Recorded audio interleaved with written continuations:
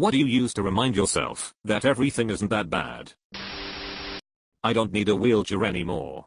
Your name wouldn't happen to be John Loke, would it? That comment gave me a smile, with an orange over my teeth. I can die later. The world is going to kill me, whether I like it or not, so why not stick around for a few more decades, and see what happens? In some ways it's comforting to know I don't have to do this forever, and I don't have to kill myself. Curiosity and things to look forward to. Even TV shows, games, movies, or visits from relatives. I always pick something to look forward to.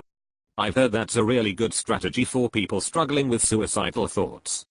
Pick one or two things that are coming out weeks or months from now, a new game, book, movie, whatever, and remind yourself that you will miss out on that one thing if you go through with it. It's the little things that keep us going, and it's the little things that are often the most important. Used to say this about finding out about how Game of Thrones would end, and now I wish I'd just killed myself. Which is why it pays to not put all your eggs in one basket. Especially when those eggs are your life. I try to remember that we are all just making it up as we go along. Biggest realization for me as an adult was when I learned nobody actually knows what they are doing. Just their best. Same here. Adulthood really became less stressful for me once I realized that there is no expectation to live up to other than your own for yourself. That's when it became crushing to me. Based on my structured childhood, I always assumed somebody would also have my adulthood structured out for me. I'm entirely independent now, but I'm still figuring out how to be an adult. We struggle with this at my job with a lot of our recent college grads. They struggle with any lack of structure and expect rewards when they do anything they are supposed to do. It's hard to manage. How would you want to be managed to help you with this? Say thanks every once in a while. Doesn't have to be some big show. Just a simple thanks. When I was, very briefly, a manager, people told me I was the best manager they ever had, because I always treated them like people. Yes and thank you. Many managers only like to focus on stuff you didn't do right or as well as they wanted, and rarely if ever give you positive reinforcement whenever you do something really well. It just makes the overall work environment more negative. I think about the fact that all things considered I'm reasonably healthy, and there's no warrant out for my arrest. I heard a guest on the Joe Rogan podcast say a healthy person wants a million things. A sick person just wants one thing. I use this all the time.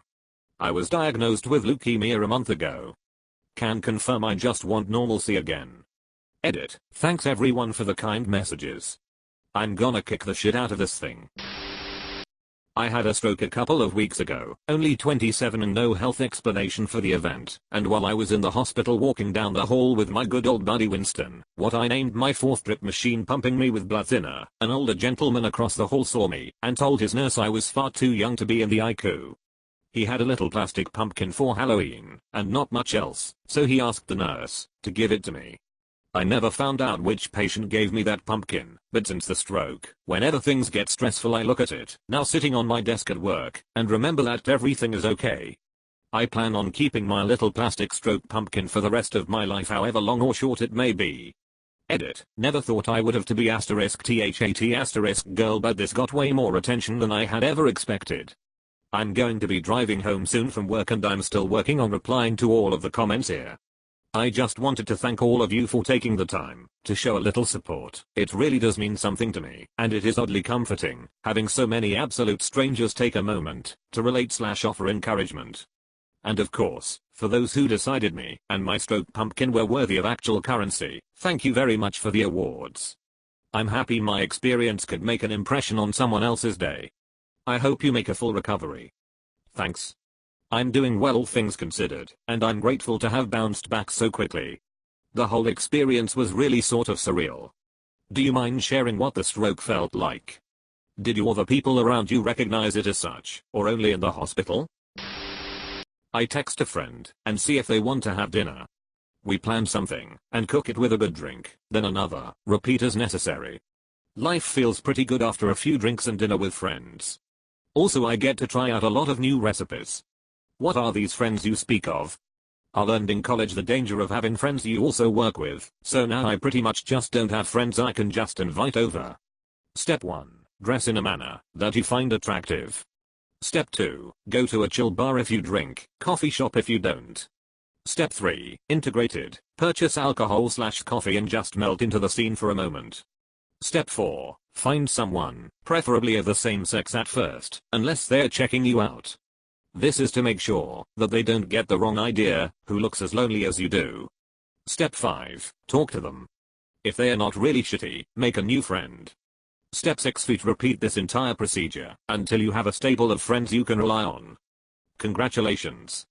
Edit. Best karaoke song for couples is Stop Dragging My Heart Around. Not responsible for you drowning in pussy. Additional step 2s. 1. Step 5. Talk to them. If they are not really shitty, make a new friend. When I lay down at night with my cat, who is 20 years old. She's such a love bug and I'm so lucky to have had her this long and all the stress just melts away. Edit. This is Callie in 2000, which is the oldest picture I have of her. Callie now and me. Want cat. Edit. Who is the silly Billy wasting money on me? I do not like. Edit 2. This is one of my most upvoted comments, and it is literally just the words want cat. Go to a shelter and pick one out. Edit. Thanks for the silver. If you can afford it though, I'd really encourage donating to your local shelter instead. If you'd like to donate to the one I got my cat from, you can do so here. I have a roof over my head. Yeah man, we are not all that lucky. We have oxygen. Oxygen is nice, right?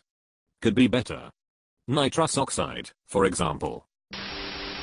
That despite the fact I suffer kidney failure and am on dialysis 3 days a week. I remind myself that I'm at least still alive, and can still be with my family. Many other serious illnesses don't give that luxury. Would like to point out I'm from UK for those who have asked. Scotland to be more specific. I'm on dialysis too. I switched to peritoneal dialysis a couple years ago, after having been on hemodialysis for a year. I cannot stress enough how much better my quality of life has become. I treat myself at home, every night while I sleep. No more needles. No more sitting in a chair for 4 hours every other day. It's also much easier to travel. But most importantly, I feel better than I did on hemo. I always felt like a zombie after hemo. The dietary restrictions are also not as severe. I strongly recommend you speak to your nephrologist about PD. It's easy to do, and you will regain a lot of control of your life. You will not regret it. If you have any questions, feel free to DM me. Edit. Silver and gold. Thank you. Could I also send you a PM?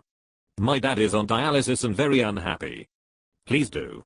I'll do whatever I can to help him. Edit. Thank you for the silver, kind stranger. That's a first for me.